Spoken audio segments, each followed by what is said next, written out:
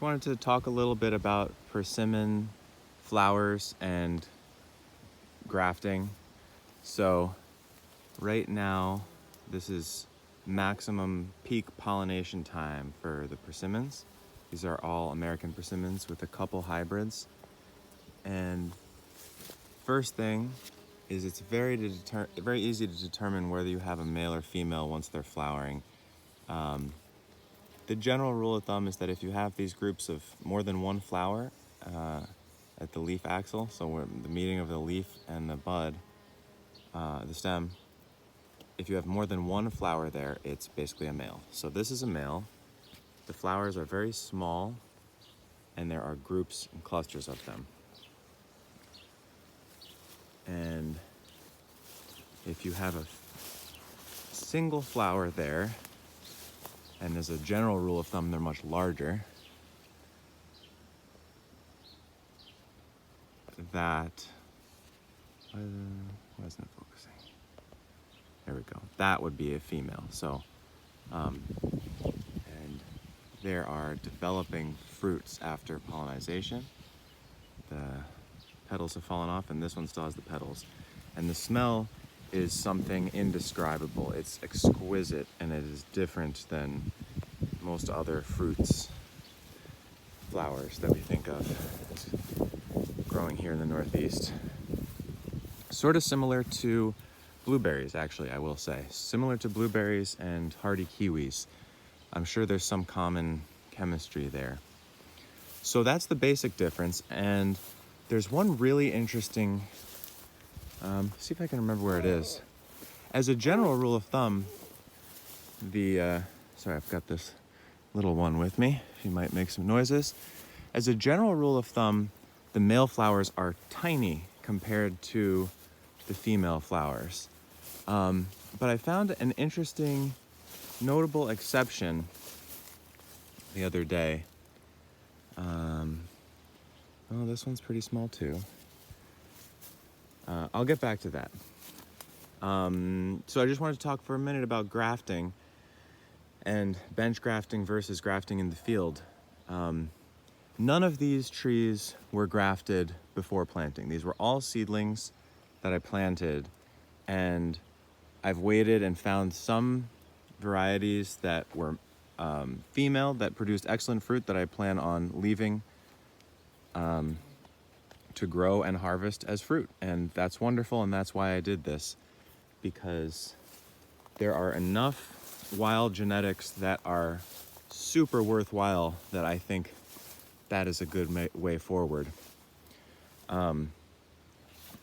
Okay, so here is a wild type female seedling that has really large flowers.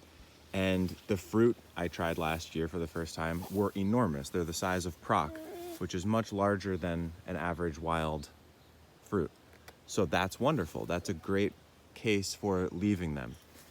And as you saw with the topworked tree over there and every other tree around here that I grafted, which this entire field of all these trees to top work all the males and females that didn't have good fruit took me like 2 hours. And there's about 90% success. As long as you do it late in the season when the rootstock already has leaves out, it's growing, you've got dormant wood. It's just a simple bark graft. I'm not gonna go into the detail on bark grafting because I showed how to do that in another video, but it's a very easy graft compared to whip and tongue or Z grafts or anything else like that that's pretty, requires some surgical ability. The bark graft is very simple and super high rate of success, very easy. So planting out seedlings and top working them in the case that they don't have a desirable fruit seems like a very, honestly, reasonable way to go. Even from a commercial standpoint, it could make perfect sense to do that. I'm looking for a particular tree here. This is not it either. And here another where both of them took. And this was a weird one because the scions were too big and the rootstock diameter is pretty small. It still worked anyway. It's fine. Most of them all just work. Sorry, that's my daughter Simone. Anyway, what I wanted to find here and talk about is the breeding. So persimmons have a very complex and different sex situation than a lot of trees. So they're theoretically dioecious. There are male and females, but they can also sometimes kind of switch.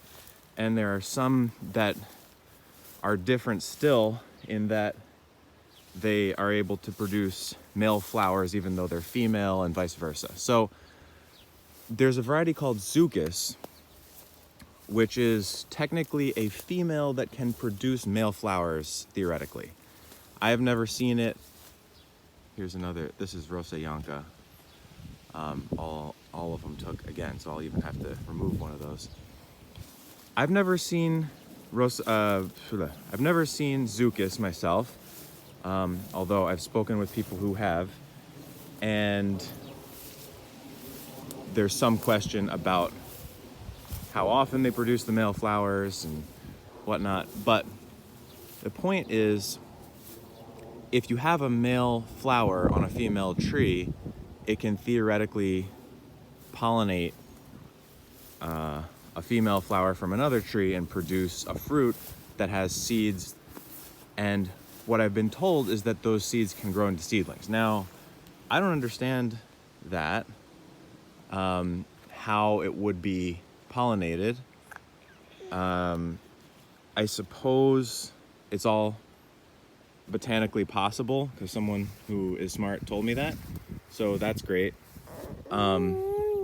But the seeds that I've gotten that were Proc/Zucchus or crossed with Zucchus I've never had a germination rate over 5%. So maybe every one of those seedlings will grow up to be wonderful, in which case it's worth it, but maybe not. So anyway, what I do is I just take seed from these trees, some of which, like this tree here, this is just a random seedling, but it's got really wonderful, delicious, large fruits. Same thing with this one right next to it. But then there are 2 males in a row. And so all the males are getting top worked. And I'm gonna leave male branches on this tree. But, you know, this doesn't look like much right now, but in 2 years, because it's on a big rootstock that's got tons of energy, this will be an entire branch. I'll graft this branch to a different variety. That one that one's already a proc female that's 2 years old that bears a ton of fruit. So each one of these branches I get to have a different variety on. And if it was going to be like a real commercial thing, then, you know, you could graft them the first year that they produce fruit. You don't like the fruit, you graft it over, or it's a male, you graft it over, leave a small number of males. And so basically now I'm in year 6 or 7, I can't quite recall, with this planting. And I think it's entirely viable to plant big seedlings in the field, take the best females for what they are, leave them. The males you can graft over mainly to grafted varieties, and the females that produce fruit that you don't want, you graft those over. I think you would end up with a commercial harvest just as quickly as if you planted grafted varieties, or maybe a little bit slower, but you'd save a ton of money because grafted female varieties are just way more than seedlings. So anyway, that's the update out here. All the pollination is going well, and it looks like we're gonna have a ton of fruit this year. So it's pretty exciting.